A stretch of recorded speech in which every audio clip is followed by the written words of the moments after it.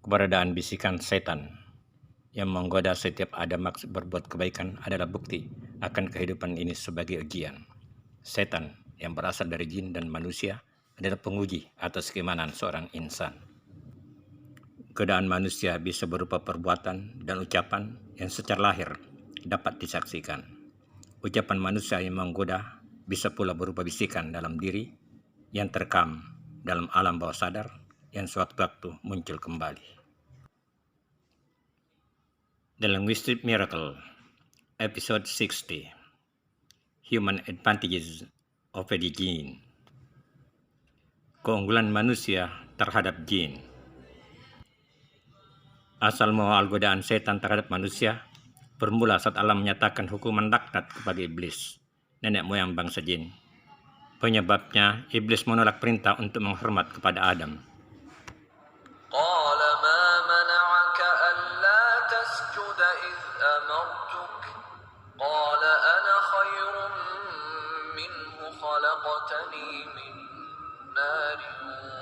خلقته من طين قال فاهبط منها فما يكون لك أن تتكبر فيها فاخرج إنك من الصاغرين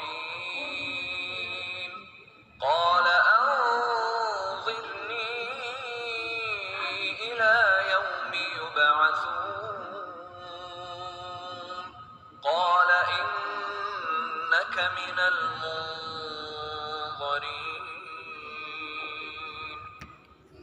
Allah berfirman, apakah yang menghalangimu untuk bersujud kepada Adam di waktu aku menyuruhmu? Menjawab iblis, saya lebih baik daripadanya. Engkau ciptakan saya dari api, sedang dia engkau ciptakan dari tanah.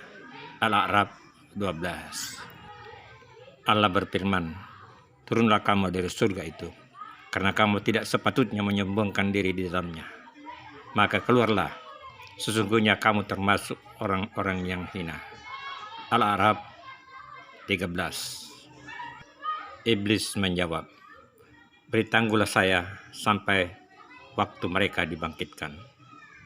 Allah berfirman, sesungguhnya kamu termasuk mereka yang diberi tangguh. Al-A'raf 14:15. Setan adalah penamaan yang diberikan pada makhluk yang berperilaku buruk dan mengajak pada keburukan atau pembangkangan. Iblis sebagai makhluk jin mendapat julukan ini dengan penolakannya terhadap perintah Allah. Alasan penolakan didasarkan pada pendapat sendiri yang dilatar belakangi akan rasa bangga dan rasa iri terhadap makhluk manusia. Iblis merasa lebih hebat dari Adam karena diciptakan dari api. Unsur utama manusia, Adam, dari tanah. Namun pada hakikatnya, dalam diri manusia terdapat 3 unsur lain, air, udara, dan api. Tubuh manusia yang berasal dari sperma adalah saripati makanan sang ayah yang berasal dari tanah. Dalam rahim, bayi berkembang melalui tali pusar dari sang ibu yang makanannya dari tanah. Sang bayi menyusuh dari sang ibu. Makanan sang ibu juga dari tanah. Dari anak hingga dewasa dan tua, manusia makan dari sumber rumputan, misalnya gandum, padi, dan jagung. Juga dari tanaman dan buah tanaman. Perintah Allah untuk memberi hormat kepada Adam karena manusia memiliki keunggulan dibanding seluruh makhluk lain yang disalahpahami oleh iblis. Allah tidak mungkin salah dalam memerintah. Keunggulan yang bisa kita pahami sebagai berikut. Manusia memiliki unsur api. Tubuh dan hati bisa panas. Unsur api. Gerakan salat saat berdiri adalah simbol api yang selalu tegak, bersemangat, dan selalu mau membakar, mengalahkan, mengungguli. Itulah huruf alif. Unsur udara. Gerakan rukuk menggambarkan udara atau angin yang bersifat dinamis, lawan dari statis. Udara dirasakan hanya bila ada gerakan. Tanda kehidupan manusia bila udara masih masuk dan keluar. Itulah huruf H. Unsur air. Sekitar 80% tubuh manusia terdiri atas air. Sujud adalah simbol air. Mencari yang rendah, merendah, mengalah. Itulah huruf mim.